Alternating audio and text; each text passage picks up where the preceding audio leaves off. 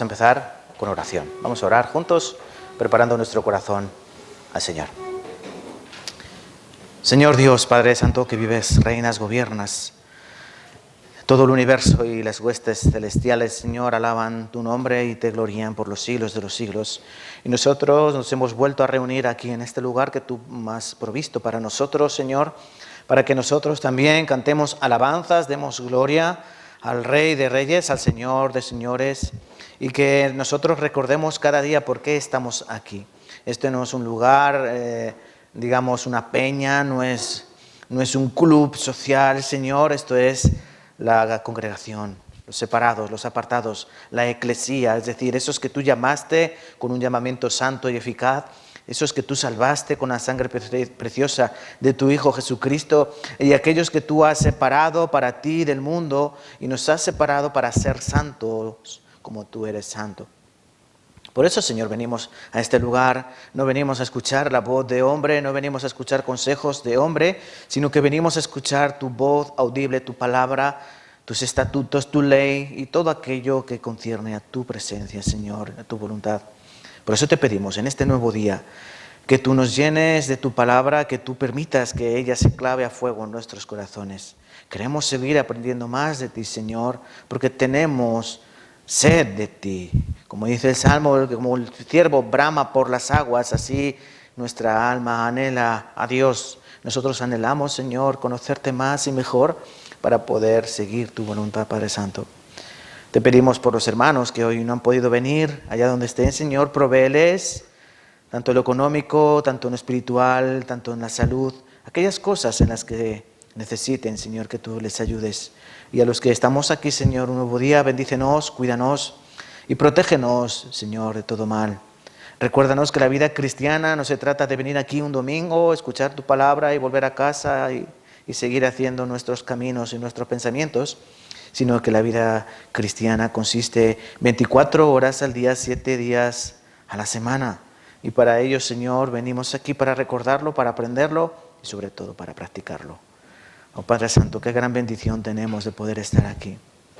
Porque han sido muchas las almas, miles, millones de almas que no han podido estar seguras en un lugar para poder aprender tu palabra. Y nosotros que tenemos este privilegio, Señor, permítenos que nos deleitemos en él y ayúdanos con tu espíritu y con tu corazón, Señor, para que podamos comprender todas las cosas que hoy quieres hablar a nosotros. Padre Santo, son muchas cosas las que necesitamos de ti, entendiendo nuestra pequeñez, entendiendo nuestras debilidades, pero tú las conoces también, Padre Santo. Por eso las ponemos en tus manos y las encomendamos en ti, Señor. Y oramos como siempre en el nombre precioso de Cristo Jesús. Amén y amén. Vale, hermanos, vamos a aprender un nuevo día. ¿Qué vamos a aprender? ¿Dónde nos encontramos? ¿Todavía estar en el aposento alto? Sí, todavía estamos ahí. Qué bien. Estamos aprendiendo acerca del aposento alto, esa última enseñanza. Cuando digo última, cuando Cristo, antes de terminar el ministerio, luego hubo más enseñanzas, porque durante 40 días se siguió apareciendo a los discípulos, enseñándoles muchas cosas. Eso aprendemos en el libro de Hechos, en el capítulo 1. Pero esta sería la última enseñanza que el Señor les iba a dar a los discípulos estando en vida terrenal, después sería en vida espiritual.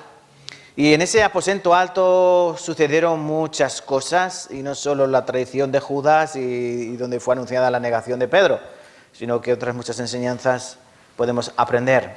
El primer estudio que hicimos acerca de este pasaje del aposento alto nos enseñaba acerca del amor hasta el fin de Jesús. Es decir, Jesús venía de Dios, Jesús iba al Dios, pero hasta ir a Dios, Él los iba a amar hasta el final, hasta su muerte y más allá de su muerte. Mateo capítulo 28 al final dice: "Hey, aquí yo estoy con vosotros hasta el fin del mundo, amén", ¿no? Entonces nos enseñaba y aprendíamos que en esa escuela del Señor había algo que aprender, pero que fundamentalmente Cristo nos amaba, y como Él nos ama, nos quiere proteger, nos quiere defender y sobre todo quiere dar su vida por nosotros. ¿Se acuerdan, verdad? Aunque ya hace 3 semanas. El siguiente estudio aprendimos sobre la humildad, cómo Jesús dio ejemplo práctico de humildad, cogiendo el lebrillo, llenándolo de agua, lavando los pies de los discípulos, tomando el lugar de un esclavo. La pregunta que Cristo hizo a los discípulos es, a ver, ¿sabéis lo que os he hecho? ¿Entendéis lo que os he hecho? Pues yo soy el maestro, yo os he lavado los pies. ¿Qué tenéis que hacer vosotros? Pues lavaros los pies los unos a los otros. Esto se trata de la humildad, del servicio. Y también aprendimos acerca de cómo lavarnos los pies día a día, lavar la vida cristiana. Todos los pecados han sido perdonados, eso se nos enseña la Biblia. ¿Han sido todos perdonados? Sí, pero hay unos pecados que hay que lavar, digamos, a los pies en Cristo. Y esos son los pecados cotidianos. ¿Están perdonados? Sí, pero hay que quitarlos de nuestra vida, de nuestro caminar en la vida cristiana. Y la semana pasada estuvimos aprendiendo. Un mandamiento nuevo os doy, que os améis los unos a los otros como yo os he amado. Esa era la parte de nuevo, porque el amaros a los unos a los otros ya era antiguo. Pero lo nuevo es como yo os he amado. Nuevamente Cristo da un ejemplo práctico. ¿Cómo yo os voy a amar? Pues no hay mayor amor que este, que uno dé la vida por sus amigos, ¿no? Y es lo que hizo Cristo por nosotros, amarnos hasta la muerte. Y yo les pregunté, ¿quién moriría por mí? ¿Daniela moriría por mí? Daniela sí. Pues ellos no, ninguno de ellos. Y estoy muy enfadado desde la semana pasada, pero ya se me ha pasado. Vale, hermanos, hoy vamos a seguir aprendiendo.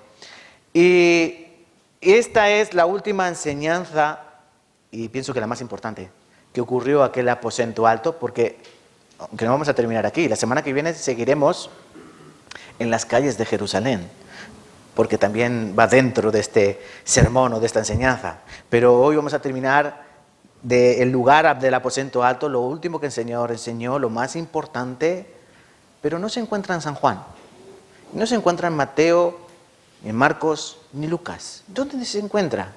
Se encuentra en 1 Corintios, buscan conmigo, 1 Corintios capítulo 11. 1 Corintios capítulo 11. La institución de la cena del Señor.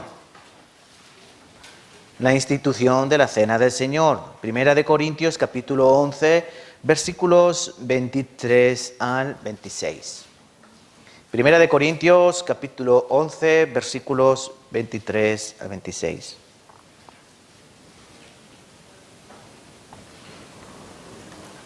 ¿Lo tenemos? Sí.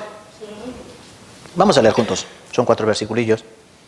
Entonces vamos a leer juntos 1 Corintios capítulo 11, versículos 23 a 26. Porque yo recibí del Señor lo que también os he enseñado. Que el Señor Jesús, la noche que fue entregado, tomó pan y habiendo dado gracias, lo partió y dijo, tomad, comed, esto es mi cuerpo que por vosotros es partido. Haced esto en memoria de mí. Asimismo, tomó también la copa después de haber cenado, diciendo, esta copa es el nuevo pacto en mi sangre. Haced esto todas las veces que bebiereis en memoria de mí. Así pues, todas las veces que comiereis este pan y bebiereis esta copa, la muerte del Señor anunciáis hasta que Él venga. Qué curioso que la parte más importante de lo que ocurrió aquella noche en el aposento alto, nos la enseña uno que no estuvo en el aposento alto. Pablo no estaba allí. Su conversión pasó mucho tiempo después, ¿verdad? Pablo no estaba ahí, pero Pablo dice aquí, yo recibí del Señor lo que también os he enseñado. Ese yo enfático significa que él mismo recibió esa enseñanza. La mayoría piensan, yo incluido, pienso que fue el Señor mismo quien le reveló lo que ocurrió aquella noche. Otros piensan que fueron los discípulos los que le comentaron lo que ocurrió allí aquella noche. Pero yo pienso que fue el Señor porque es más extenso el detalle en que entra el 1 Corintios capítulo 11 que Mateo, Marcos, Lucas, Juan. Recuerden, Mateo capítulo 26, versículo 26, nos habla de ¿qué? De esa cena, ¿no? De esa institución. Vamos a buscar. Mateo 26, versículo 26. Vamos a leer los pasajes. Mateo 26, versículo 26.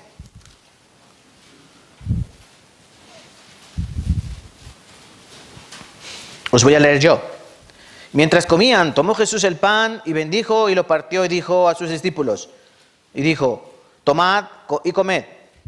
Esto es mi cuerpo, Y tomando la copa y habiendo dado gracias, les dio diciendo, bebed de ella todos, porque esta es mi sangre del nuevo pacto, que por muchos es derramada para remisión de los pecados. Y os digo que desde ahora no beberé más de este fruto de la vid hasta aquel día en que lo beba nuevo con vosotros en el reino de mi Padre. Es el mismo pasaje, ¿sí o no? Marcos 14, vamos a buscar. Bueno, voy a buscar yo porque ustedes tardan mucho. Marcos 14, versículo 22.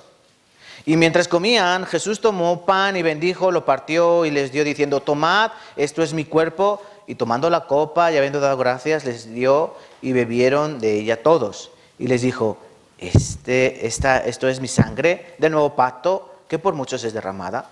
De cierto os digo que no beberé más del fruto de la vid hasta aquel día en que lo beba nuevo en el reino de Dios. Y Lucas capítulo 22, también vamos a buscar. Lucas 22, a ver quién llega primero. Ya. Versículo 17. Tiene que bajarme un poco el micro. Ahí. ¿Escuchan bien? ¿Sí? Lucas 22, versículo 17. Y habiendo tomado la copa, dio gracias y dijo, tomad esto y repetidlo entre vosotros, porque os digo que no beberé más del fruto de la vid hasta que el reino de Dios venga. Y tomó el pan y dio gracias y lo partió y les dio diciendo, esto es mi cuerpo que por vosotros es dado, haced esto en memoria de mí. De igual manera, después que hubo cenado, tomó la copa diciendo, esta copa es el nuevo pacto de mi sangre, porque por vosotros se derrama. Mas he aquí, la mano del que me entrega está conmigo en la mesa. Y a la verdad, el Hijo del Hombre, según lo que está determinado, pero ay de aquel hombre por quien es entregado. No está hablando de otro, sino que de Judas, ¿verdad? Bueno, son tres pasajes paralelos, vuelvo a repetir, Mateo capítulo 26, Marcos 14, Lucas 22. En San Juan, ¿se recuerdan San Juan desde el capítulo 13, que es cuando comenzamos? ¿Se acuerdan? 13, 14, 15, 16 y 17, lo que abarca el aposento alto. No aparece esto. Qué curioso, ¿no? En San Juan aparece el lavamiento de los pies, pero en Mateo, Marcos y Lucas no. Pero en Mateo, Marcos y Lucas aparece la instauración, la institución de la Santa Cena, pero en Juan no. Por eso se llaman evangelios sinópticos. Sinópticos, no se pueden ver separados, sino que hay que verlos juntos, porque todos ellos hacen un conjunto, hacen la plenitud, y lo que falta en uno se cuenta en el otro. De esa manera se escribieron los evangelios, para que no falte nada, ningún detalle. Pero si volvemos a 1 Corintios, vemos que aquí Pablo va a dar mayor detalle, no solo de lo que ocurrió allí, sino de lo que significa para nosotros. Y estos son dos puntos que hoy vamos a aprender. En primer lugar, ¿qué ocurrió allí? En ese momento, cuando Jesucristo cogió el pan y lo partió y dio a sus discípulos y dijo, tomad, comed, porque este es mi cuerpo que por vosotros es entregado, que por vosotros es partido. Y luego tomó la copa, dice que después, cuando ya terminaron de cenar, tomó la copa, dijo, esta es mi sangre que es derramada por vosotros para el perdón de los pecados. Haced esto en conmemoración mía o en memoria de mí, ¿verdad? ¿Qué significa eso? ¿Qué ocurrió en ese momento? Pues bueno, hay que entender que ahí se estaba llevando a cabo lo que dice aquí la palabra, un pacto, ¿sí? Dice así, ¿no? Por ejemplo, versículo 25 de 1 Corintios 11. Asimismo, también tomó la copa, después de haber cenado, diciendo, esta copa es el nuevo pacto en mi sangre. El nuevo pacto. ¿Qué significa pacto? Pacto significa testamento. Por eso hay un Antiguo Testamento y un Nuevo Testamento. Un pacto significa alianza. Hay una antigua alianza en el pueblo de Israel y hay una nueva alianza con toda la tierra. Eso significa pacto, alianza, acuerdo, testamento. Y en primer lugar, yo quiero que meditemos y pensemos lo que ocurrió allí. Porque fue algo extraordinario. No era una comida de amigos, no era una cena de empresa, no era una despedida, una cena de despedida, el Señor se iba a marchar, voy al Padre, ¿no? No era una cena de despedida, sino que allí iba a ocurrir algo muchísimo más importante. ¿Ustedes saben que Dios es un Dios de pactos? Sí, Dios es un Dios que pacta. Le gustan los pactos. Y para ello nos podemos ir desde el inicio de la Biblia, de la palabra de Dios. ¿Cómo comienza el Génesis? Con un pacto, ¿no? Hay varios pactos. Unos dicen que hay 7, otros dicen que hay 8. No vamos a entrar en detalles 7, 8. Hay varios. Pero yo quiero hablar hoy de los más importantes en primer lugar, porque esto no es nuevo. Esto que ocurrió allí no era nada nuevo, porque Dios ya había hecho pactos. Y el que estaba allí mismo era Jesús, el Hijo de Dios. Dios mismo haciendo un pacto ¿con quién? Con el hombre. Porque esos 12 eran representación de los hombres. Después, por la predicación del Evangelio, esas palabras llegaron a todos nosotros y nos incumben a todos nosotros. Pero como les decía, en Génesis ocurrió un pacto. ¿Qué pasó cuando Dios creó al hombre? Dios dijo, ¿tú qué serás? Tú eres en primer lugar imagen, mi imagen, ¿verdad? Dios creó al hombre a su imagen, varón y hembra los creó, ¿sí? Y le dio una misión. ¿El qué? Creced, multiplicaos, gobernad la tierra, sojuzgarla, ¿sí? Ese era el trato que Dios tenía con Adán. Y de todo árbol del huerto podrás comer, menos del árbol que se encuentra en medio, el árbol de la ciencia, del conocimiento del bien y del mal. De este no comerás, porque el día que él comieres, ciertamente morirás. Ese era el pacto que Dios, y este pacto se llama adámico. El primero de los pactos. Pacto adámico. ¿En qué consistía? Bueno, Dios da unas directrices. Tú vas a hacer esto, y no hagas esto. Ese es mi pacto. ¿Pero qué ocurrió? Todos sabemos la historia. Adán y Eva comen del fruto, ellos mueren espiritualmente y se lleva a cabo otro pacto en Génesis capítulo 3, versículos 15 al 17. En primer lugar, le dice al hombre, bueno, pues cuanto has desobedecido mi palabra, pues ¿qué va a pasar? Pues que ahora tienes que trabajar con el sudor de tu frente, tú cultivarás la tierra, pero la tierra no te va a dar el fruto que tú deseas, sino que te va a dar espinos y cardos. ¿Sí? A la mujer le dice, tú, por haber hecho pecar a tu marido, pues ahora él te va a gobernar, él te va a subyugar, ¿verdad? Parirás con dolor. Bueno, ya se acuerdan de todo este pasaje, ¿no? Ese fue otro pacto. Entonces aquí estamos en el pacto que Dios hizo con Abraham. Y hay que entender que hay diferencias de pactos. Hay unos pactos condicionales y unos pactos incondicionales. Hay que entender muy bien esto. Hay unos pactos donde Dios condiciona y donde está condicionado nuestra obediencia a Dios. Y ese, por ejemplo, vamos a ver cuando lleguemos al pacto mosaico o el pacto de Moisés. Era un pacto condicional. Dios se reúne delante del pueblo de Israel. Vosotros me obedeceréis. Yo os daré mis estatutos, mis leyes. ¿Vais a cumplirlas? Ellos dijeron, sí. Vale, pues si las cumplís, yo seré vuestro Dios. ¿Verdad? Y ahí nos lleva, por ejemplo, a Levítico, a Deuteronomio 28, por ejemplo, obediencia y desobediencia. Si cumplís mis mandamientos, bendición. Si desobedecéis, maldición, ¿verdad? Esto lo aprendemos en los seminarios. Condicionado. ¿A qué? A la respuesta del hombre. Es un pacto condicionado, pero hay pactos incondicionales. Estamos ante uno de ellos. El pacto incondicional. La mujer, pare, ¿no? Con dolor. Pero aquí, cuando Dios también dijo, ¿tú qué harás con la serpiente? Dice, ella a ti te herirá en el calcañal, pero ¿tú qué? Le pisarás la cabeza, ¿no? Eso también era un pacto incondicional, porque ahí está representando ¿a quién? A Cristo. Dice, habrá enemistad entre tu simiente y su simiente, entre la simiente de la mujer y la simiente de Satanás. ¿Quién es la simiente de la mujer? Estamos hablando de Cristo. La simiente de la mujer herirá en la cabeza a la serpiente. Está hablando de Cristo. Y ella te herirá en el calcañar, en el tobillo. Entonces, hermanos, el primer pacto que encontramos es el pacto adámico. Quiero que aprendamos esto, aunque yo creo que la mayoría lo saben, o deben saberlo por lo menos. Es necesario para comprender la institución de la Santa Cena, lo que ocurre aquí. ¿El siguiente pacto cuál es? El siguiente pacto que podemos encontrar en la Biblia es el pacto noémico. Noémico, pacto con Noé. ¿Se acuerdan del pacto de Noé? ¿Cuál es el pacto de Noé? El arco iris. Termina el diluvio, todos los animales mueren, todo lo que tiene aliento de vida en sus narices muere. Nos encontramos en Génesis capítulo 9, versículos 12 a 16. Pero Dios le dice, he aquí yo pongo mi pacto en los cielos, el arco iris. ¿Qué era el arco iris? Bueno, alguno te podría decir, bueno, pues es la refracción de la luz cuando entra a través de las gotas de agua, hace como efecto de un prisma, ¿no? Y sale los colores del arco iris, ¿sí? Sí. Es un efecto óptico. ¿Ustedes quieren hacer un pequeño arco iris? Les voy a decir un secreto, me enseñaron a mí en el cole. ¿Quieren hacer un pequeño arco iris? Cojan un boli Bic de estos transparentes, ¿sí? Y lo ponen a la luz, a una luz fuerte, y lo van girando, y llegará un momento en el que la mesa aparezca un pequeño arco iris, una pequeña refracción de la luz, en la cual se dividen los diferentes colores que conforman el arco iris. Pero no deja de ser un hecho de Dios, porque toda la creación es hecha por Dios.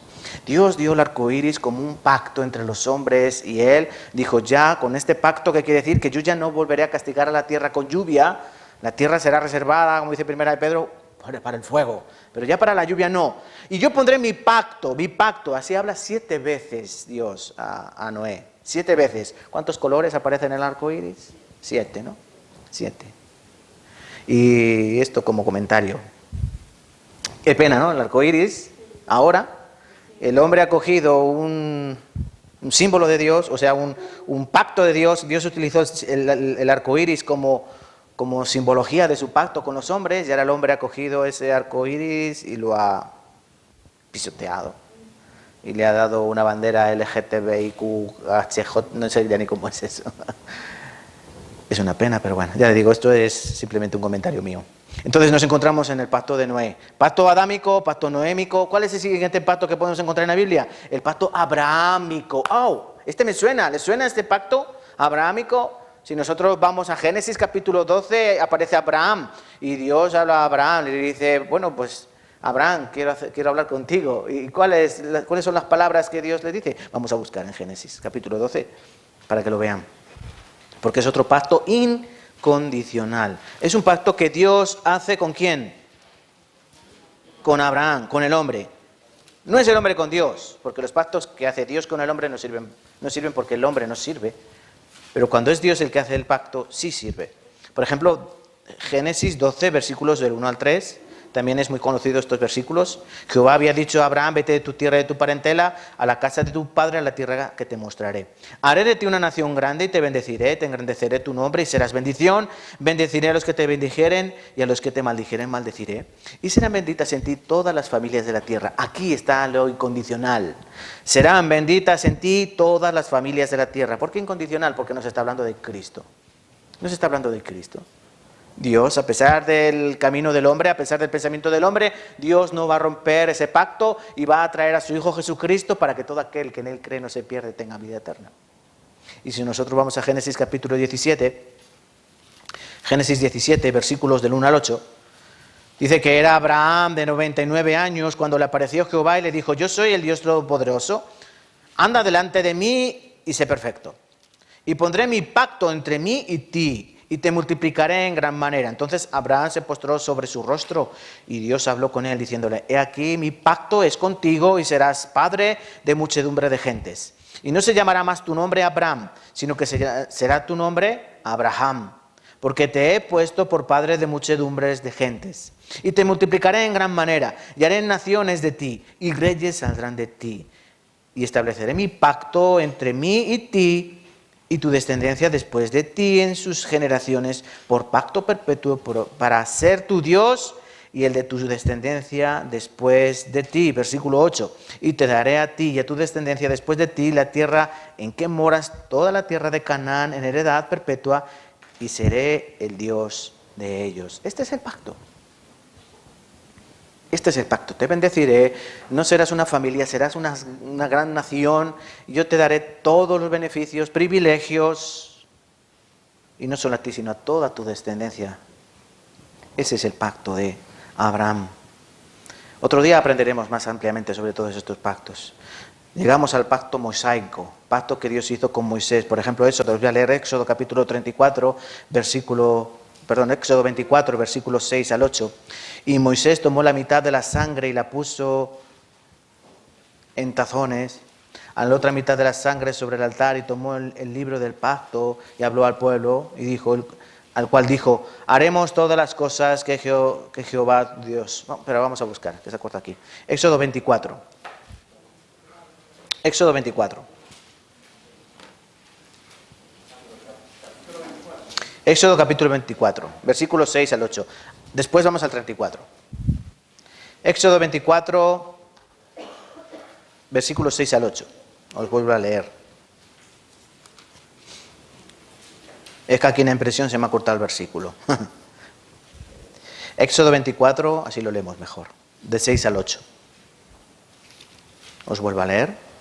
Moisés tomó la mitad de la sangre y la puso en tazones y esparció la otra mitad de la sangre sobre el altar y tomó el libro del pacto y lo leyó a oídos del pueblo, el cual dijo: haremos todas las cosas que Jehová ha dicho y obedeceremos. Entonces Moisés tomó la sangre y roció sobre el pueblo y dijo: he aquí la sangre del pacto que Jehová ha hecho con vosotros sobre todas estas cosas.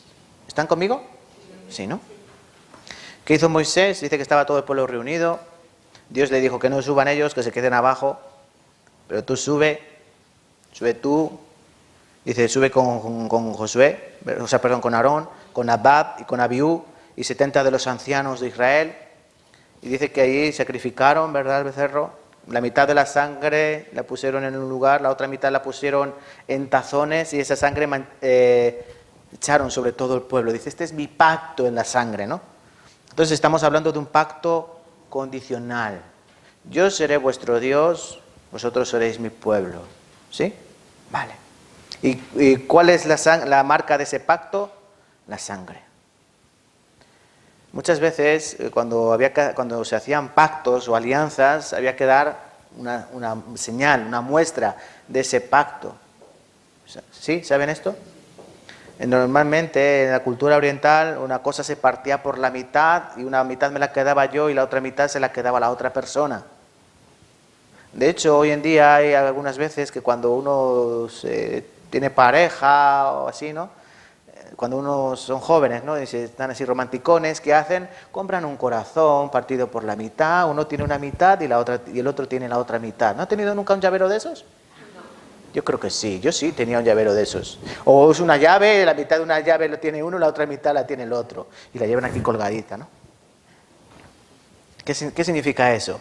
Que hay un pacto, hay una alianza, pero es de hombre. Ya sabemos lo que es de hombre, pues hoy te quiero, mañana te odio, ¿no? Pero no vamos a entrar en eso hoy. Lo que sí vamos a entrar en es que Dios hizo un pacto condicional con el pueblo. Yo seré vuestro Dios, vosotros seréis mi pueblo, si cumplís mis mandamientos y cumplís mis estatutos que yo os prescribo hoy. Es decir, yo os mando esto. Ahora sí vamos a Éxodo capítulo 34. Hemos visto 24, ahora el 34. Éxodo 34. Todavía no estamos en el aposento alto. Éxodo 34, versículos 10 al 27. Éxodo 34, versículos 10 al 27. ¿Sí? Vale. Y él contestó: he aquí yo hago pacto delante de todo el pueblo, haré maravillas que no han sido hechas en toda la tierra, ni en nación alguna, y veré todo el pueblo en medio del cual estás tú. La obra de Jehová, porque será cosa tremenda la que yo haré contigo. Continúa diciendo el versículo 11, guarda lo que yo te mando hoy, he aquí que yo he hecho delante de ti tu presencia al amorreo, al cananeo, al eteo, al fereceo, al heveo y al jebuseo. Guárdate de hacer alianza, pacto, guárdate de hacer pacto o alianza o testamento con los moradores de la tierra donde has de entrar, para que no sean tropezadero en medio de ti. Derribaréis sus altares y quebraréis sus estatuas y cortaréis sus imágenes de acera, porque no te has de inclinar a ningún otro Dios, pues Jehová, cuyo nombre es celoso, Dios celoso es. Por tanto, no harás alianza, no harás pacto, no harás complot, no harás unión con los moradores de aquella tierra, porque fornicarán en pos de sus dioses y ofrecerán sacrificios a sus dioses y te invitarán y comerás de sus sacrificios, o tomando de sus hijas para tus hijos y fornicando sus hijas en pos de sus dioses, harán fornicar también a tus hijos en pos de los dioses de ellas. No te harás dioses de fundición, y continúa diciendo cosas así, ¿no? Enseñando al pueblo que tengan cuidado de no hacer un pacto con otras naciones, porque ya han hecho un pacto ¿con quién? Con Dios. Qué mejor cosa que hacer un pacto con Dios, ¿no? Ese es es un buen negocio, ¿no? Dios no falla, Dios es fiel, Dios es justo, Dios es verdadero. Él no va a quebrar el pacto, nosotros sí. Entonces ellos tenían una ocasión buena de ser bendecidos, pero todos sabemos la historia. Y llegamos a 2 de Samuel, capítulo 7, no lo vamos a buscar porque viene el pacto davídico, el pacto que Dios hizo con David, el cual también nos muestra a Cristo. ¿Por qué? Porque en el pacto de David contiene varios puntos, les voy a mencionar. David tendría un hijo, ¿verdad?, quien le sucedería en el trono. Este hijo sería Salomón y él construiría el templo de Jerusalén. Eso consiste en el pacto de David. El trono de su reino sería establecido para siempre. El trono no le sería quitado aunque sus pecados justificaran el castigo. Y la casa, el trono y el reino de David serían establecidos para siempre. Por eso Jesucristo es conocido como el hijo de David. Está hablando en el pacto de David, también es incondicional. Está diciendo que de él, de David, de esa raíz, vendría Cristo. Ese es el pacto davídico. Y ahora ya vamos a llegar, para no enrollarme mucho, al nuevo pacto. Este es el nuevo pacto. Pero el nuevo pacto ya aparecía en el antiguo pacto, en el Antiguo Testamento. Os voy a leer Jeremías capítulo 31, versículo 31. He aquí vienen días, dice Jehová, en los cuales haré nuevo pacto. Jeremías 31, versículo 31 al 34. Nuevo pacto, nuevo testamento, nueva alianza con la casa de Israel y con la casa de Judá. No como el pacto que hice con sus padres en el día que tomé su mano para sacarlos de la tierra de Egipto. Ven, no es el mismo pacto. No es un pacto condicional. Si os portáis bien, yo me porto bien. Si os portáis mal, yo me porto mal. Va condicionado. Este es incondicional. Porque ellos invalidaron mi pacto. ¿Quién falló? En el pacto de Dios con el pueblo, en el pacto mosaico, ¿quién falló? El pueblo de Israel. Dios les advirtió, mira que tengas cuidado, no te mezcles, no hagas alianza con otros pueblos. ¿Por qué? Porque te van a desviar. ¿Y qué pasó? Que se desviaron. Pero este es el pacto que haré con la casa de Israel después de aquellos días, dice Jehová. Daré mi ley en su mente y la escribiré en su corazón. ¿Dónde Dios dio la ley? ¿En qué? Sí, en el monte, pero ¿dónde la escribió? ¿Dónde la dio? Material. Piedra. ¿Dónde Dios dio la ley al pueblo de Israel? En piedra, ¿no? ¿Y qué dice la Biblia que es nuestro corazón? Como una piedra. Y no lo dice en un lugar, sino que en muchos lugares dice que Dios cambiará el corazón de piedra en corazón de carne. Que nosotros tenemos un corazón de piedra. Dios dio los mandamientos al pueblo de Israel en piedras, en tablas de piedra. Pero aquí dice que ahora escribirá en su mente. La mente es el asiento de las emociones, ¿verdad? La mente es nuestra conciencia, la mente en el control, el dominio propio.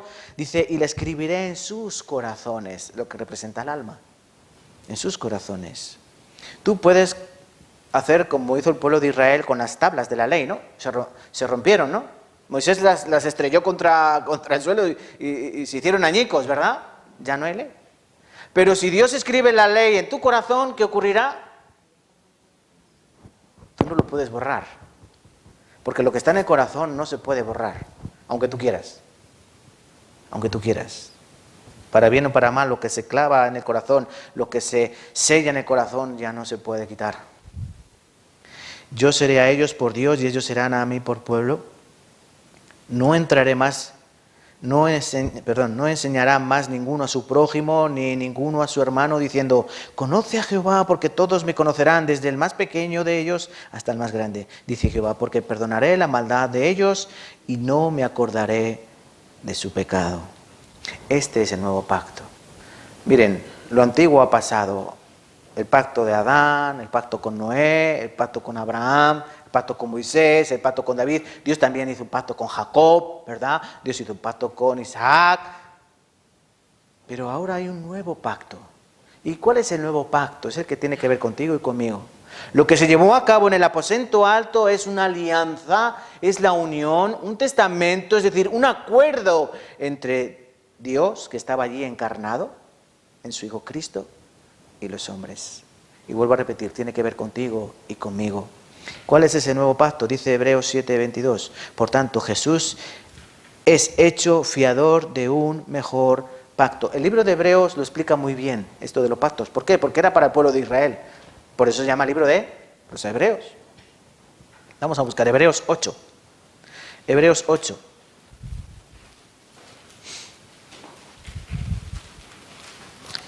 Hebreos capítulo 8.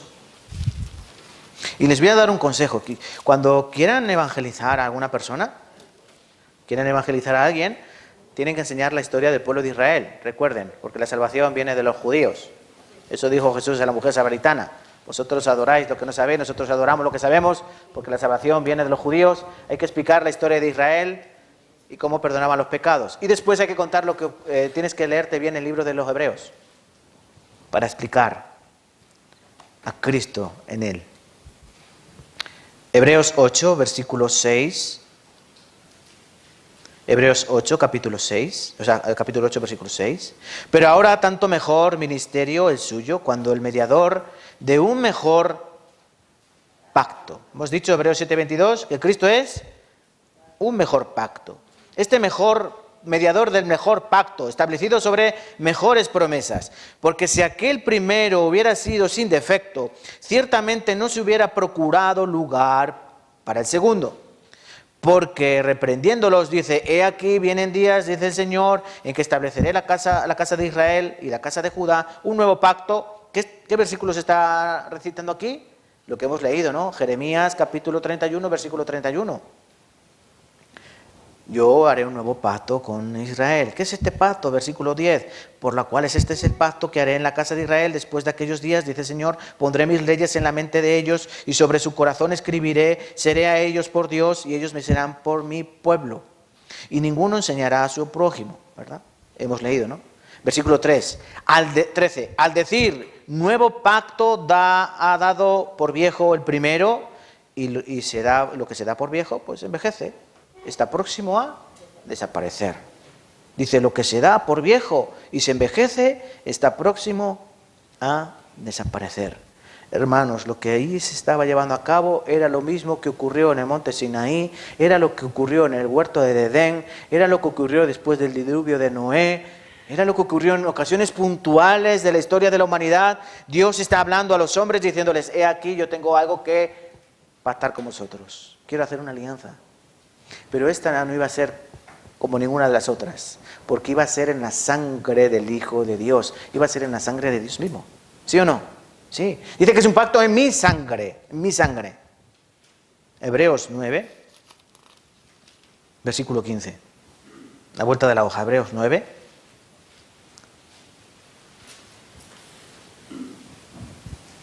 Hebreos capítulo 9, versículo 15.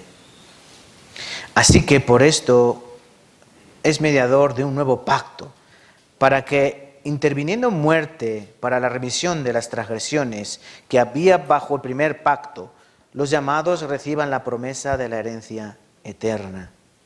Porque donde hay testamento es necesario que intervenga muerte del testador, porque el testamento con la muerte se confirma, pues no es válido entre tanto que el testador vive, de donde ni aun el primer pacto fue instituido sin sangre, porque habiendo anunciado Moisés los mandamientos de la ley a todo el pueblo, lo que hemos leído en Éxodo 24, tomó la sangre del becerro y de los machos cabríos con agua, lana, escarlata y hisopo, y roció el mismo libro y también a todo el pueblo, diciendo, esta es la sangre del pacto que Dios ha hecho, que Dios ha mandado.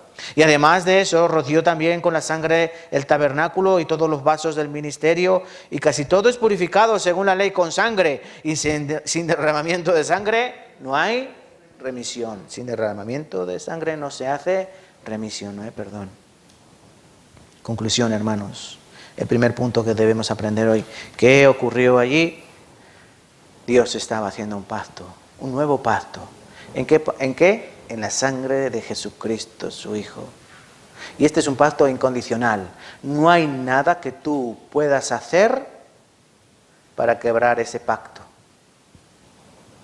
Es decir, como hemos dicho alguna vez, no hay nada que tú puedas hacer para que Dios no te ame. No hay nada que tú puedas hacer para que Dios deje de amarte. Bueno, una cosa. Rechazar su amor. Rechazar su amor. Ese es el pacto que Jesús hizo. Estaba establecido no en papel, no en firmas, no en documentos, no en palabra. Es un pacto hecho en sangre. Por eso tiene la validez. Y no en cualquier sangre, sino en la sangre del Hijo de Dios. Por eso tiene ese valor. Lo que ocurrió allí, hermanos, vamos a volver a Corintios capítulo 11, primera de Corintios 11. Lo que ocurrió, hermanos, allí fue algo tan espectacular, algo tan grande, que me da pena que los cristianos de hoy en día y los cristianos de hace 2000 años no lo pongan en su lugar. No lo pongan en su lugar. Hemos visto qué ocurrió allí. Hubo un pacto. Cristo está diciendo, yo voy a hacer un pacto con vosotros. Ahora hay que pensar el segundo punto. ¿Qué significa para nosotros ese pacto? ¿Qué significa? ¿Y cuál debe ser nuestra manera de actuar ante lo que ocurrió allí y nuestra manera de comportarnos? Os vuelvo a leer. Yo recibí del Señor lo que también os he enseñado, que el Señor Jesús, la noche que fue entregado, tomó pan y habiendo dado gracias, lo partió y dijo, tomad, comed, esto es mi cuerpo, que por vosotros es partido, haced esto en memoria de mí. Jesús en primer momento coge un pan. ¿Escuchan? Cristo cogió un pan, era un pan. El pan que se comía en la noche de la cena de la Pascua era un pan sin levadura. El pan cotidiano era pan con levadura. ¿Pero qué ocurre con el pan con levadura? ¿Requiere tiempo? ¿Sí o no? ¿Han hecho pan? ¿Sí? Yo durante la pandemia me hice experto en pan. Yo y otros millones de españoles, ¿no? A todos los tontos les da por lo mismo, ¿no? Todos íbamos al supermercado por levadura para hacer pan. El pan, si le pones levadura, la levadura necesita tiempo para fermentar y para que ese pan coja un aspecto rico, ¿no? Pero el pan que se comía en la Pascua era un pan sin levadura. Recuerden, la levadura simboliza el pecado. Y también era sin levadura porque ellos tenían que salir apresuradamente de Egipto, ¿verdad? Entonces tenían que comer torta, pan sin levadura. Entonces el pan era sin levadura y era un pan.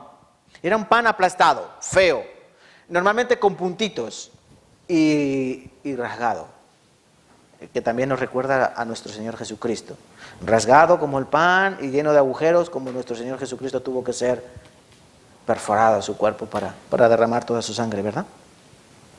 Pero Él nos dice que ese pan que es,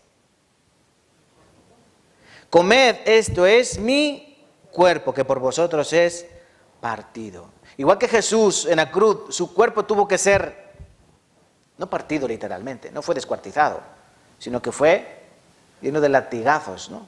Fue despellejado. Por vosotros es partido, es decir, es dañado. El pan ¿qué era? Cuando está el pan, bueno, como les voy a explicar cómo hacía yo el pan. Cuando yo hacía el pan, luego le hacía unas rajitas, ¿no? ¿Para qué? Lo cortan, ¿no? ¿Para qué? Para que cuando se está cociendo suba más, tiene que subir más, se vea el pan más esponjoso, más. Si no le hacen las rajitas, el pan está como ahí presionado a la miga y no rompe. Por eso hay que facilitarle la ruptura, ¿no? Para que suba. Nuestro Señor Jesucristo también fue cortado, como ese pan era cortado. Pero lo que está diciendo aquí dice que este cuerpo será por vosotros partido, para vosotros, en vuestro beneficio. Y eso es lo que cuenta, por ejemplo, San Juan capítulo 6. ¿Se acuerdan el pasaje de San Juan capítulo 6? Cuando Jesús multiplica los panes y los peces en el mar de Galilea, en la orilla, Jesús dice que se aparta porque lo quieren hacer rey. Da de comer con unos pocos panes y unos pocos peces, da de comer a 5.000. La gente dice, este es nuestro rey. Pero él se aparta a un lugar desierto a orar. Pero luego después los discípulos cruzan el mar y se van en dirección a Capernaum. Él también va a Capernaum, se encuentran allí, las multitudes le siguen. ¿Cómo has venido? ¿Cómo has venido? Pues estaba la barca allí vacía, ¿cómo ha venido? Y Cristo le dice, vosotros me seguís, ¿por qué? Porque habéis llenado vuestra barriga. Habéis comido del pan y os habéis saciado. ¿Y qué hacéis hoy? Me volvéis a seguir para que hoy os vuelva a dar pan. Por eso estaba buscando la gente al Señor. Pero entonces empieza Jesús a hablar en metáfora, ¿no? En manera simbólica. Os digo que no trabajéis por la comida que perece, sino por la que a vida eterna permanece, el cual el Hijo del Hombre os dará. ¿Y qué os dará? Yo soy el pan que descendió del cielo. ¿Quieren que vayamos a San Juan capítulo 6? Vamos a San Juan capítulo 6. Hoy sí que les estoy mareando, aquí para arriba, para abajo. San Juan capítulo 6. Porque Jesús enseñó aquí algo tan profundo que como lo dijeron los discípulos, dura palabra es esta, ¿no? Aprendiendo acerca de esto, ¿no? El viernes, despertaré al alba, ¿lo escucharon? Dura palabra es esta.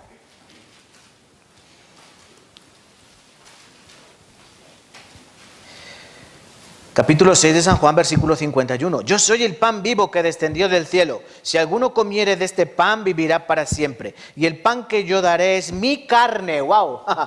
Es lo mismo que estaba diciendo Pablo. Lo que pasó en aquella noche en San Juan, a partir del capítulo 13. Dice que cogió el pan y lo partió. Ese pan representaba a Cristo.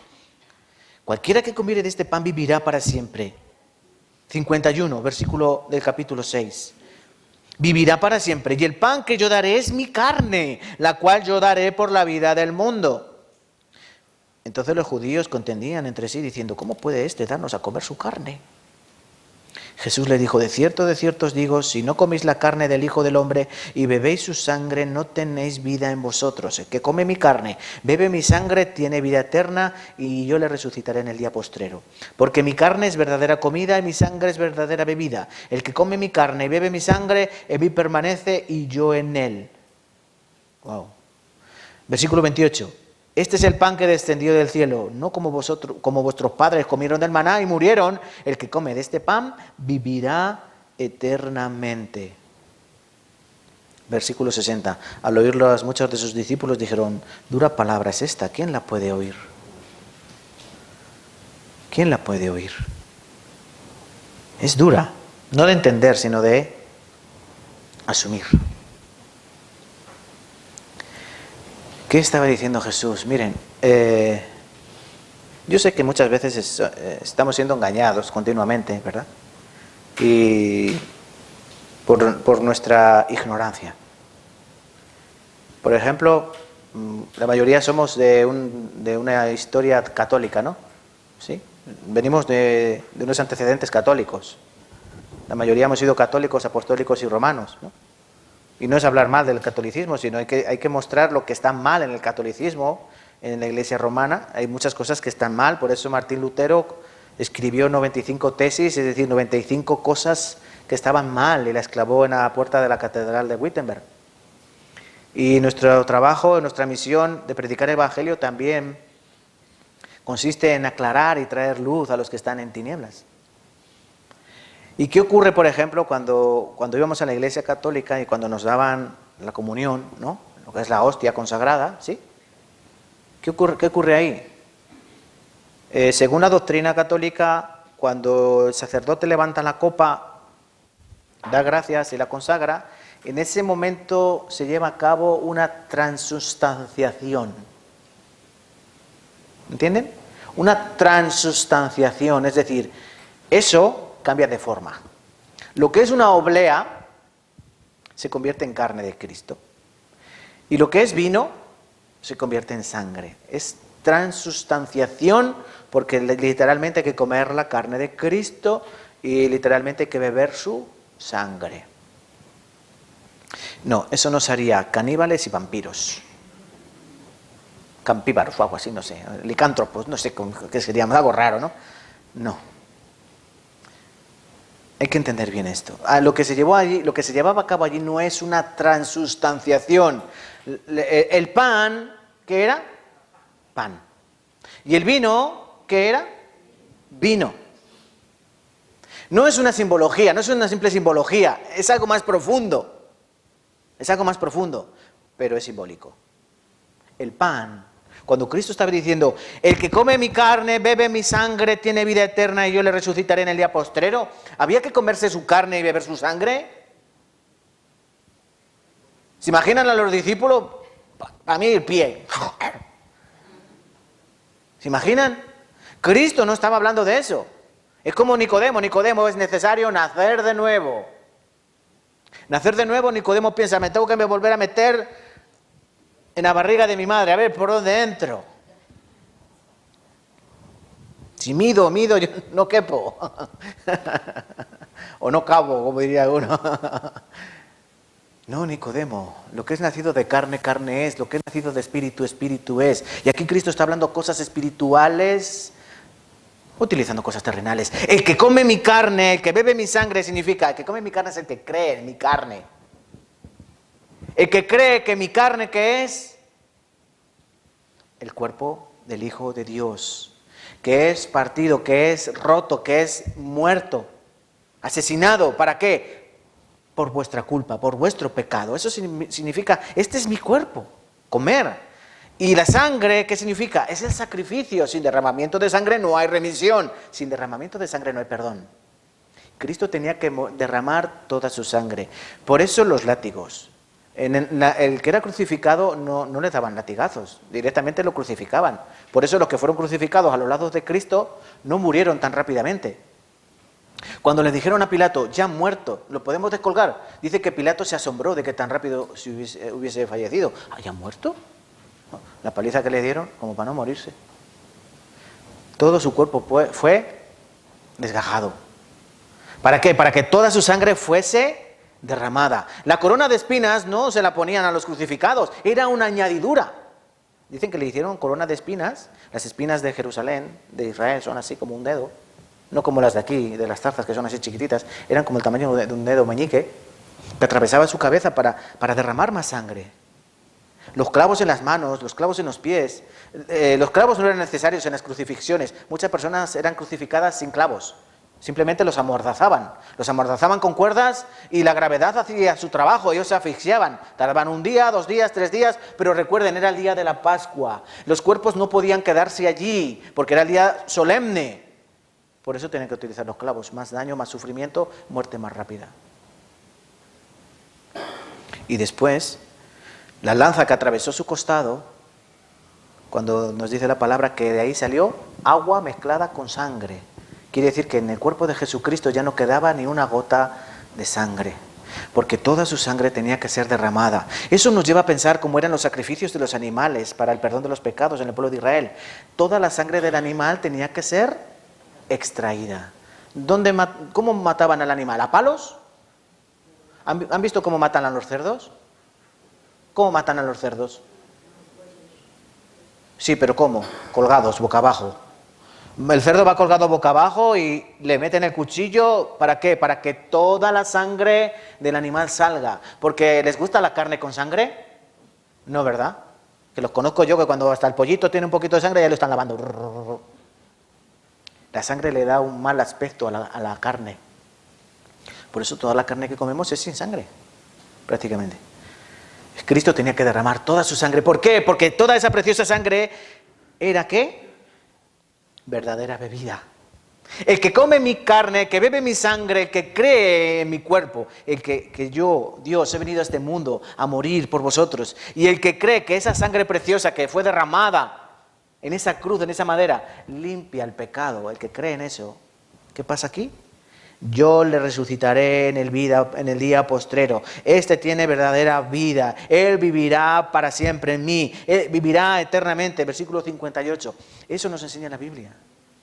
Y eso es lo que estaba enseñando Cristo en aquel aposento alto. Por eso, de todo lo que aconteció allí, esto era lo más importante. La traición de Judas. Bueno, una pieza en el puzzle. La negación de Pedro. Un detalle para ver nuestras propias debilidades. El lavamiento de pies, una enseñanza práctica para el día a día, con humildad. Pero la enseñanza fundamental es, yo soy el pan, este cuerpo es el verdadero pan. Tú puedes comer cualquier pan y te vas a morir, y te vas a morir. Pero el que come de este cuerpo, el que cree en este cuerpo, el que bebe la sangre, el que cree en la sangre. Cuando dice comer, ¿tú qué haces con la comida? Por eso hay que entenderlo bien. ¿Qué es la comida? ¿La comida qué haces? ¡Qué rica! Este chuletón de ternera, qué rico. ¿Haces así? ¿Lo tienes aquí y lo comes con los ojos? A veces sí, ¿no? Pero para que ese alimento sirva de algo, ¿qué hay que hacer?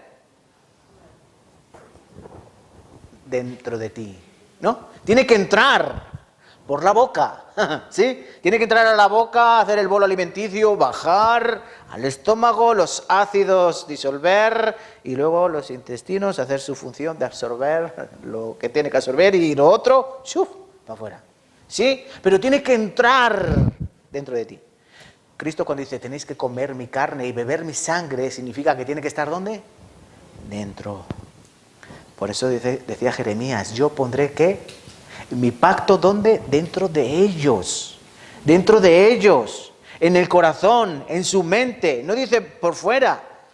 Porque el antiguo pacto era por fuera. La sangre era rociada y manchaba el cuerpo, ¿no? Eso era por fuera. Pero ahora dice que es por dentro. Por dentro. Y eso es creer en Jesucristo. Cuando tú crees en tu corazón que Él perdonó tus pecados, que Él murió por ti. Eso es lo que ocurrió allí. Cristo dice que después de haber dado gracias, volvemos a 1 Corintios capítulo 11, después de haber hecho la Eucaristía, eso significa dar gracias, Eucaristía, lo que también hace el sacerdote.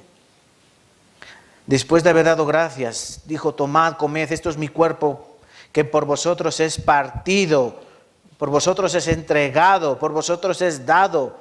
Haced esto en memoria de mí. Recordad, cuando se come la Santa Cena, no te estás comiendo el cuerpo de Cristo literalmente, ni te estás bebiendo la sangre de Cristo, no, estás haciendo memoria, te estás recordando, ¿el qué?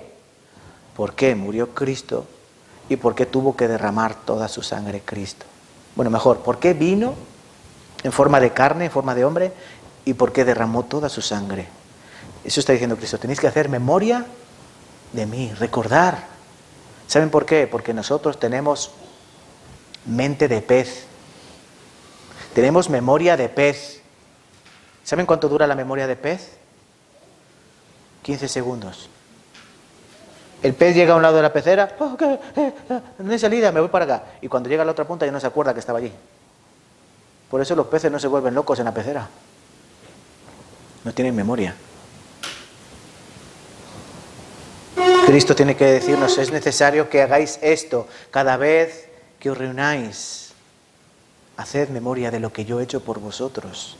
La enseñanza que Cristo nos hace ahí, y esto hay que aclararlo también, hay dos enseñanzas básicas para los creyentes y dos obligaciones para todos los creyentes. Una es bautizarse. Una persona cuando viene a Cristo en arrepentimiento y fe, lo primero que tiene que hacer, ¿qué es?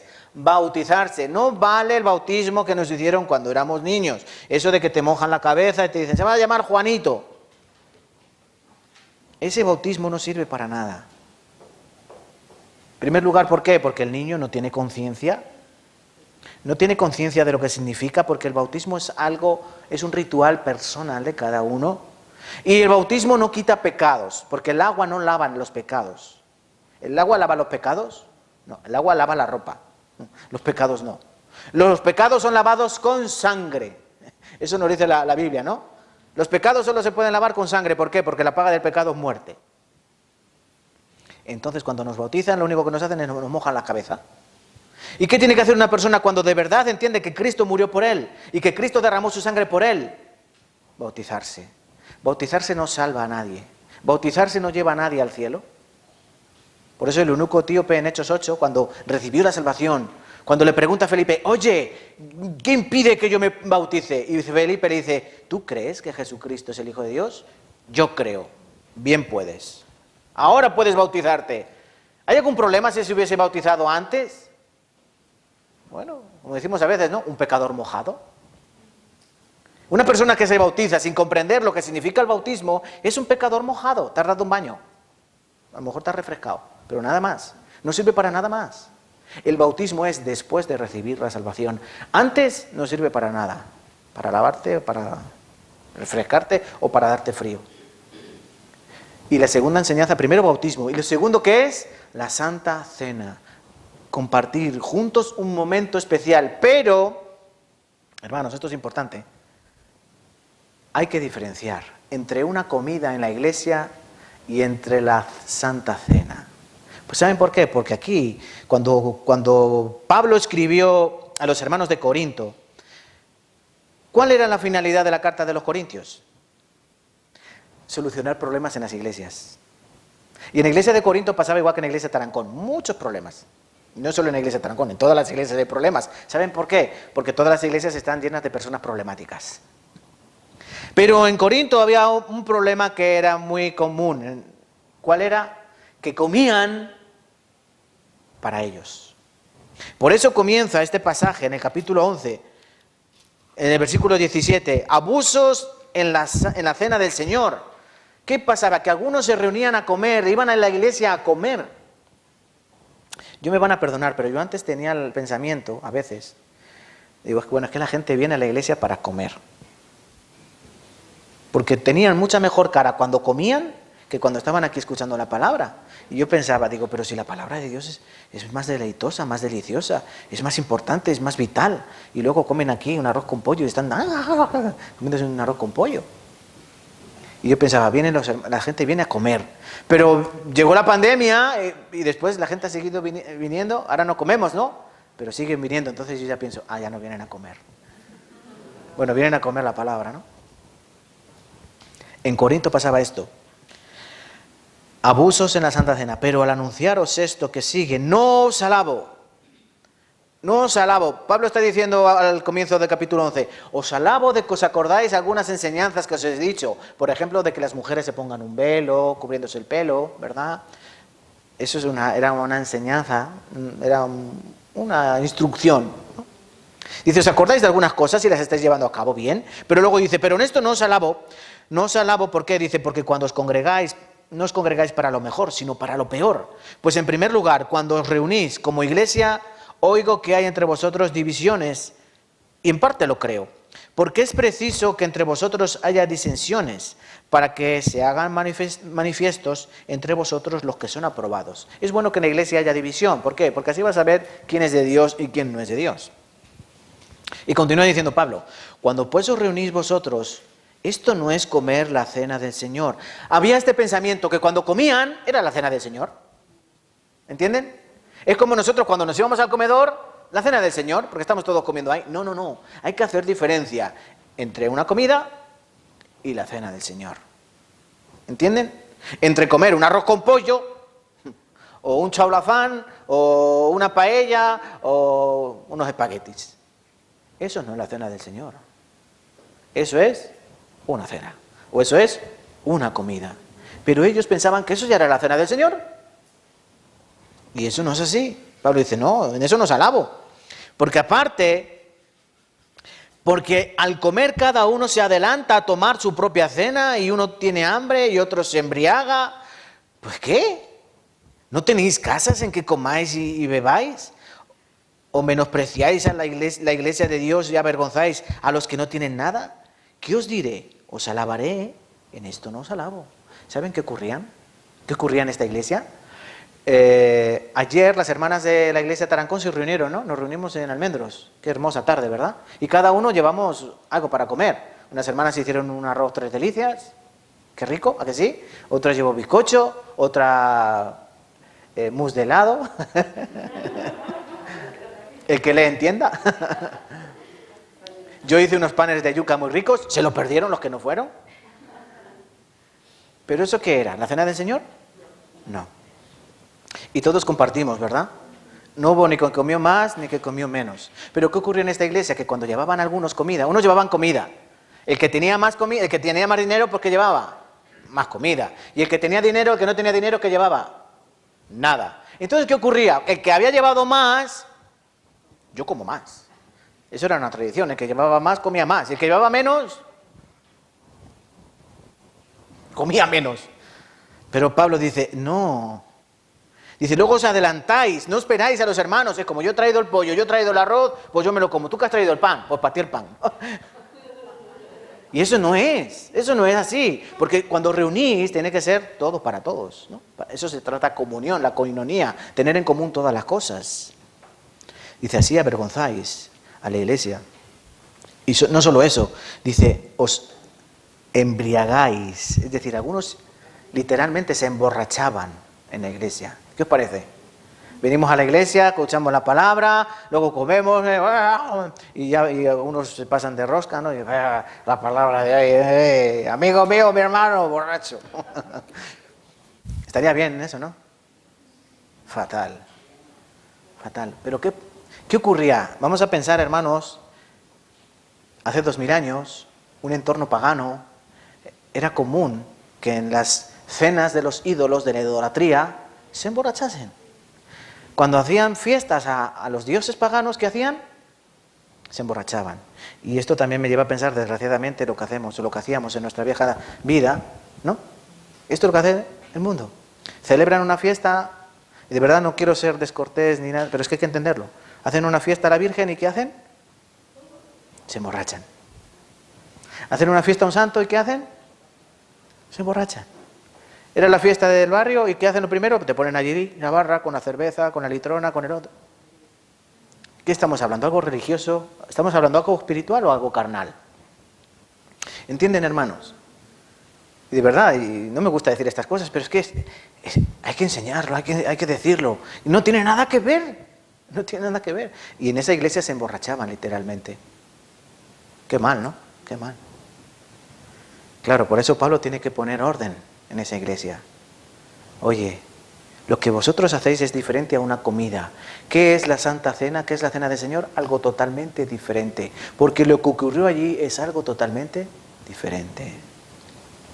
Y ahora viene la segunda parte que hay que explicar. Versículo 27.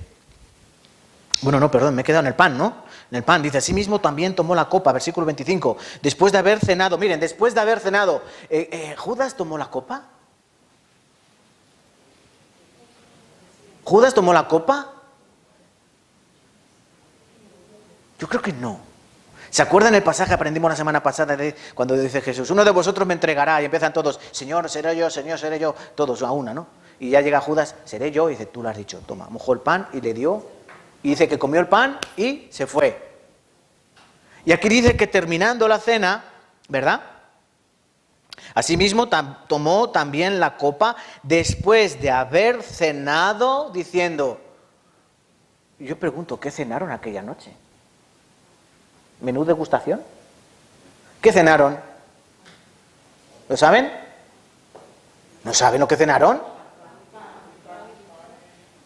Pan y vino.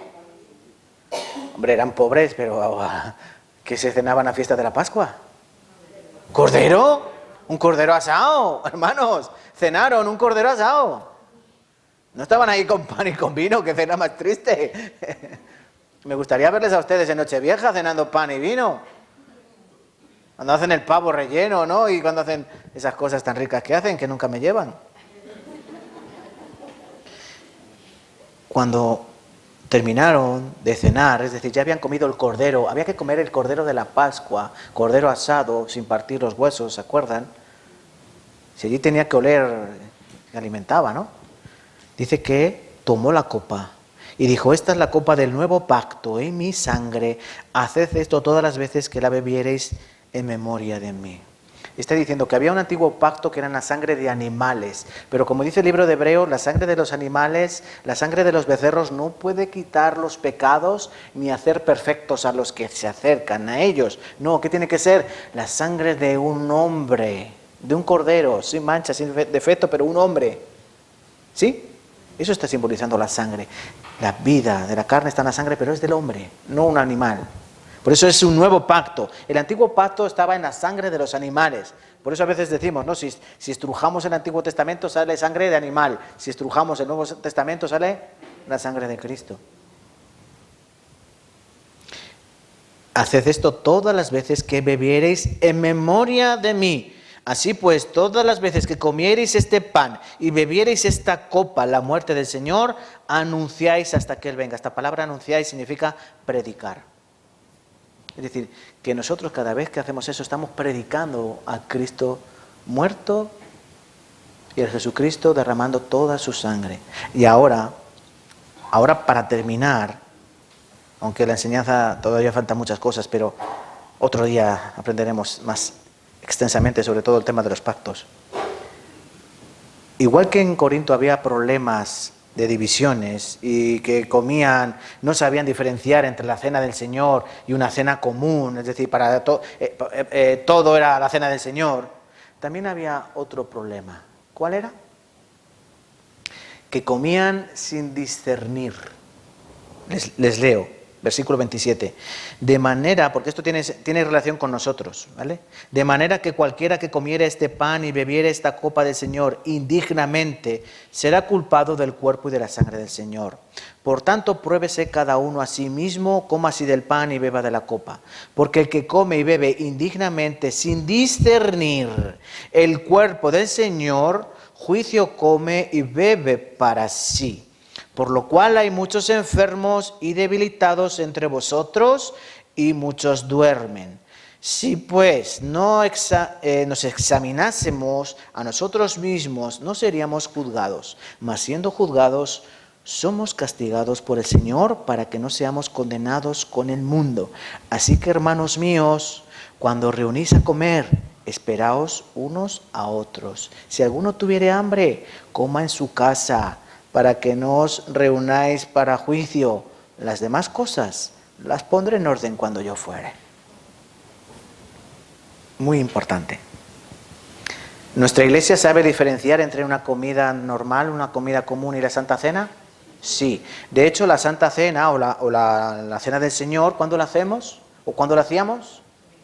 Después del seminario, el domingo que terminábamos con el seminario, explicando el Evangelio, todos llevábamos a cabo la Cena del Señor. ¿Dónde la hacíamos?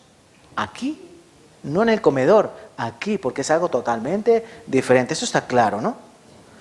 Debido a la pandemia, dichosa, pues ya no hacemos la Cena del Señor, pero yo creo que también va a haber que volver hay que comenzar a hacerla otra vez. ¿Por qué? Porque es una enseñanza y una orden del Señor. Y no debe haber nada que nos impida hacerla. Incluso podemos coger y ya traer un pan sin levadura ya cortado y los vasitos de vino para que cada uno coja su pan y coja su vino, ¿vale? O sea, que yo pienso que a lo mejor hasta en este retiro de verano lo podremos volver a hacer, no sé, ya veré. Pero lo que yo quiero que pensemos es esto. Por tanto, pruébese cada uno a sí mismo, coma así del pan y beba de la copa. ¿Cuándo una persona debe hacer participar en la Santa Cena? ¿Cuándo? Cuando uno ha recibido la salvación, ¿sí?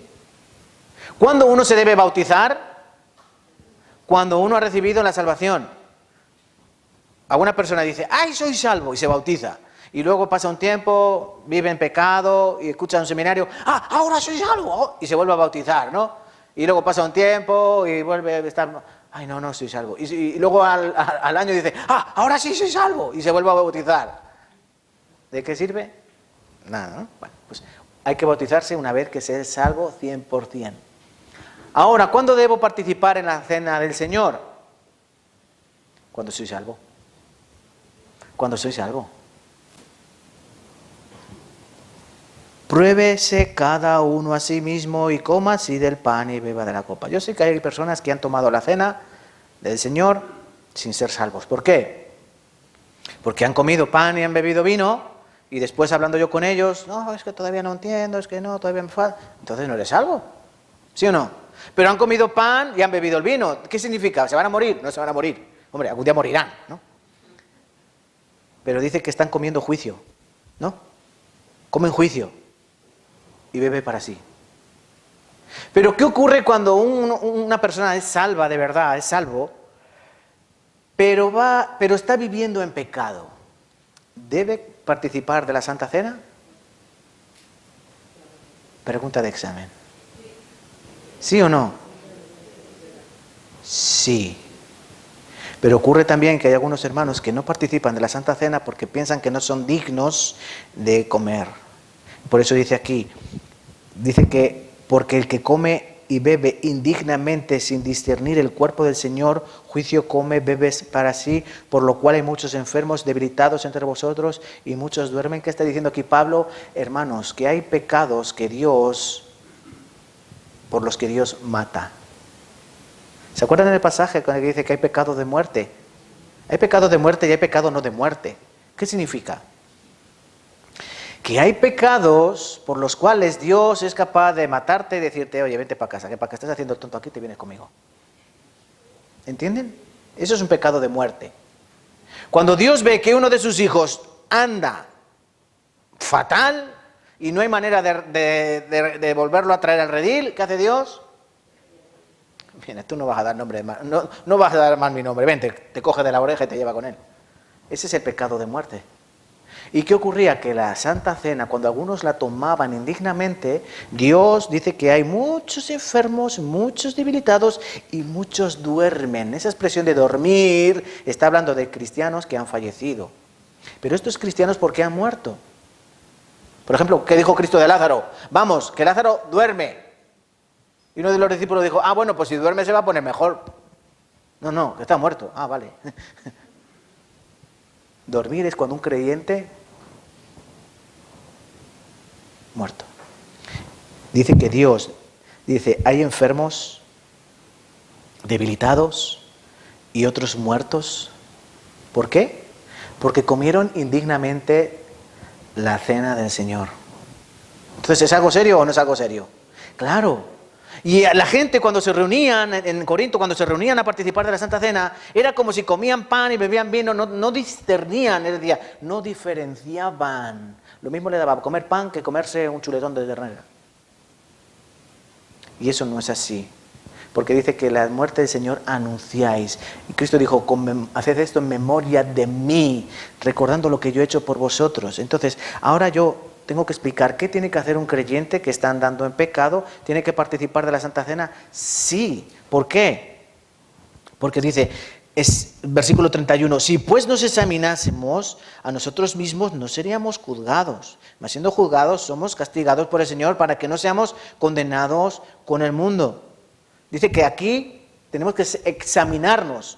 Cuando alguien vaya a tomar la Santa Cena, tiene que examinarse en qué condición está su corazón.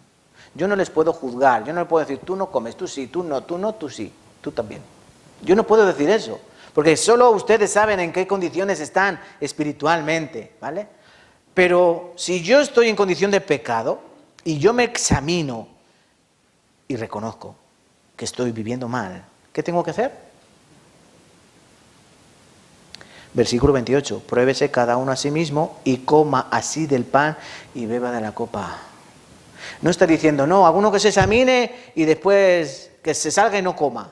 No, examínate, reconoce que estás haciendo mal y una vez que has reconocido lo que estás haciendo mal, come y bebe.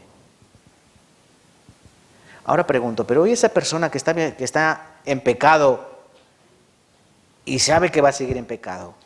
Mira, Señor, yo reconozco que soy pecador, que tú has muerto por mis pecados, sé que ahora estoy en pecado, pero mira, voy a seguir pecando. ¿Qué ocurrirá con esa persona? Enfermo, debilitado, duermen, no tientes al Señor. Dios no puede ser burlado. Ananías, Zafira, ¿se acuerdan de ellos? Fueron un ejemplo. Ananías, Zafira, un matrimonio que no robaron lo ajeno, sino que de ellos una posesión que tenían, vendieron, dijeron, lo vamos a dar todo, pero luego no dieron todo, sino que se quedaron una parte y dieron tal. ¿Y qué ocurrió? En ese momento murieron. ¿Qué hizo Dios? Nos da una lección. Oye, ser cristiano no es un juego.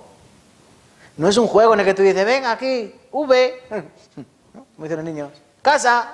No, esto no es un juego. Si tú estás viviendo en pecado, tienes que arrepentirte y después tomar la cena. ¿Saben por qué? Porque estás reconociendo y es el primer paso para el arrepentimiento. Si tú no comes el pan y no bebes el vino, ¿qué quiere decir? Me da igual mi pecado. Me da igual mi pecado, voy a seguir pecando. Entonces estás comiendo indignamente. Cuidado, te puedes enfermar. Cuidado, Dios te puede enfermar, Dios te puede liquidar, literalmente. ¿Sí o no? Sí. ¿Te lo puedes tomar a risa, a broma? Con tú mismo. Con Dios no se juega. Simplemente hay que entender la importancia de la Santa Cena. Yo ya voy a terminar. Resumo, ¿vale? Voy a resumir. ¿Qué ocurrió allí? Ocurrió algo muy importante, un nuevo pacto. No era en sangre de animal, era en sangre de hombre.